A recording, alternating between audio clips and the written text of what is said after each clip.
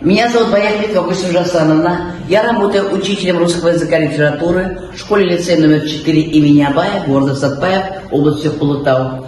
Тема моего урока – сверкающий печальным юмором серьезный Чехов по рассказу «Толстые тонкие». Цели исследования – показать сатирическую природу рассказа Чехова «Толстые тонкие» через подробный анализ художественного текста, расширить знания учащихся о творчестве писателя, развивать коммуникативные компетенции и исследовательские навыки учащихся.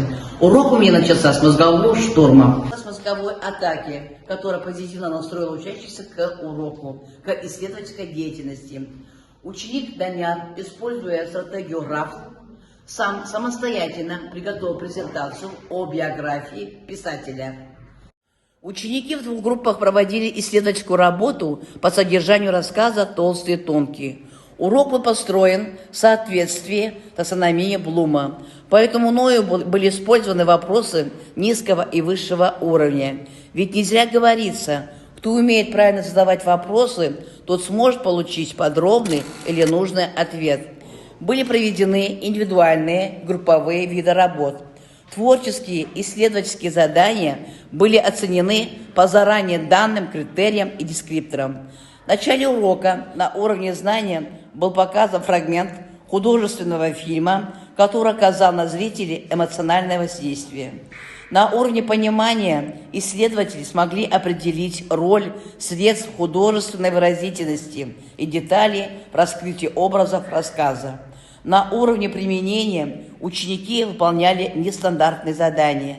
Найти в тексте антитезы, характеризующие двух противоположных по социальному статусу героев.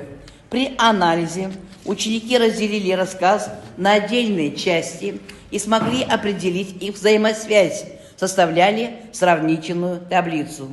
На уровне синтез ученики делали оценочные суждения о поступках, речи, портретах главных героев.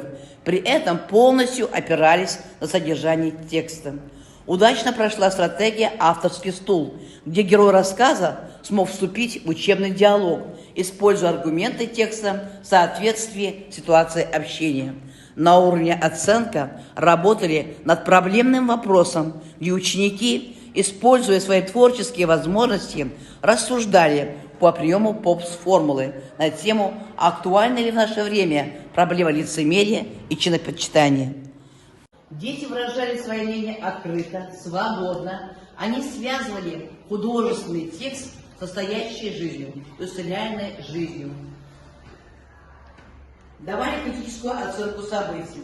Домашней работой было написать сообщение на тему «История болезни Тонкого». В качестве рефлексии я попросила своих ребят дать мне обратную связь. И они через сотовые телефоны давали мне обратную связь, где они дали высокую положительную оценку нашей встречи, нашей исследовательской работе. Урок, я считаю, достиг цели. Спасибо нашим ученикам.